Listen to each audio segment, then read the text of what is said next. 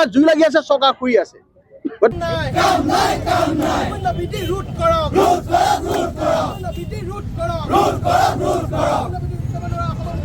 জুই লাগি আছে, চৰকাৰ শুই আছে। চাৰিওফালে অবাধ মূল্য বৃদ্ধি, দিনক দিনে মূল্য বৃদ্ধি হৈ গৈ আছে। গতিকে এই চৰকাৰখনক আমি সকীয়াই দিব বিচাৰিছো, কাৰণ আপোনালোকে শুই থাকিলে নহ'ব, আপোনালোকে উঠক, উঠি পেলাই ৰাইজক সকাহ দিয়া ব্যৱস্থা গ্ৰহণ কৰক। আপোনালোকে কৈ থাকিলে নহ'ব যে মূল্য বৃদ্ধি হোৱাই নাই, মূল্য বৃদ্ধি হোৱাই নাই। আপোনালোকে আহক, নিজা বজাৰখনত এটা মোনা লৈ আহক, 2000-3000 টকা দৰত মোনাটো ভৰ্তি হয়নে নহয় আপোনালোকে চাওক, তাৰপিছত কওক মূল্য বৃদ্ধি হৈছেনে নাই। পদপথৰ দোকানখনক খবৰ লওক যে দিনক দিনে পদপথৰ যিসমূহ দোকান আছে সেই দোকানসমূহ বন্ধ হ'বলৈ গৈ আছে।